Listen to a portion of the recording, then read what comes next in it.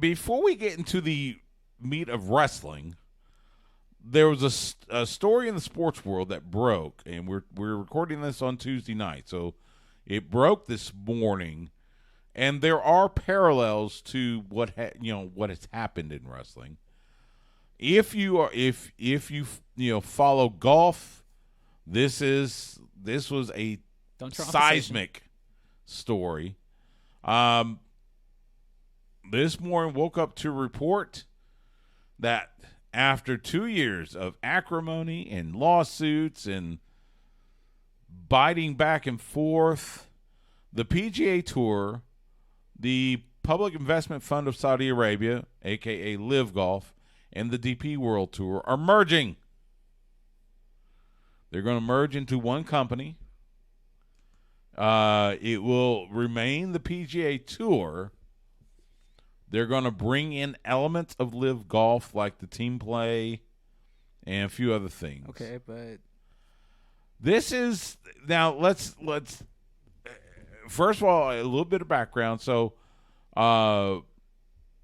Greg Norman and this Saudi Public Investment Fund. This is the same fund that is paying WWE for all those Saudi events. Mm-hmm. Decided to break away from the PGA Tour to do their own tour. They lured several PGA Tour players like Brooks Koepka and Dustin Johnson and who else am I thinking of? Phil Mickelson. Lured them away with huge paychecks to play on LIV Golf. The PGA Tour said, okay, if you go play for LIV, you're not welcome back on the PGA Tour. Okay, Which so was it's like CMLL and AAA. Kind of, yeah. Actually, that's a good one.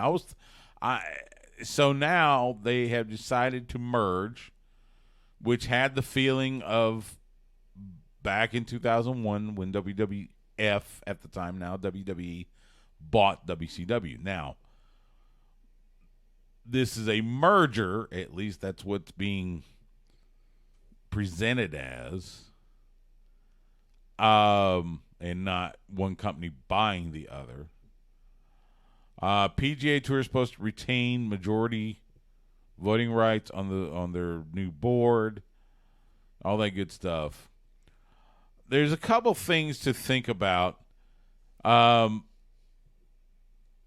First of all, as I said, there's kind of the little bit of a comparison to WWE buying WCW back in the day. There's also something about tribalism, which we see today between WWE fans and AEW fans and whatever. Apparently, there are LIV Golf fans who now don't like the PGA Tour and vice versa. And so when this news broke this morning, and it was not only was it a shock to the sports world and golf fans, it was a shock to the golfers too. So you got the PGA Tour is in Toronto for the RBC Canadian Open, and there was actually some guys out on the driving range, and all of a sudden their phone blows up with this story, and there were more than a few expletives being thrown around.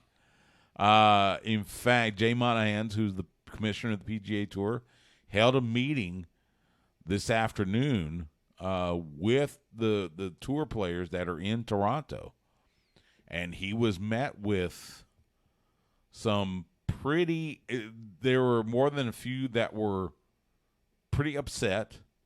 One player who was not named, according to a report from ESPN and the Associated Press, one player outright called Jade Mahans a hypocrite. Well, yeah. So, and like I said, the only reason I'm bringing this up is just because of the parallels to what we have seen in pro wrestling. So, we'll see how this carries out. Obviously, they got to figure out, for instance, how do you let Dustin Johnson and Phil Mickelson back on the PGA Tour? You gotta, there's also going to be the talk of TV rights and such.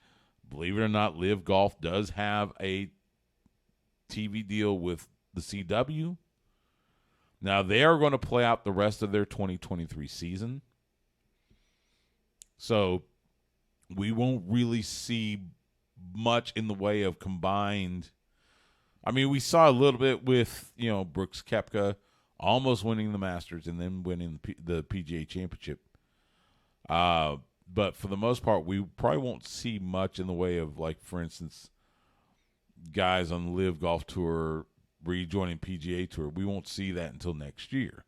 So, but like I said, it's interesting to, and not to mention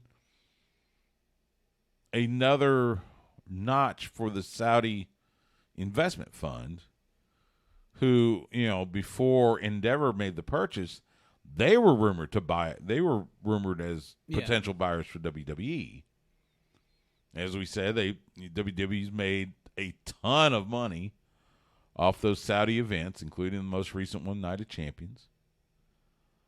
And there's the feeling about, okay, the Saudis at least making investments into the PGA Tour, which U.S. Pro Sports League is next.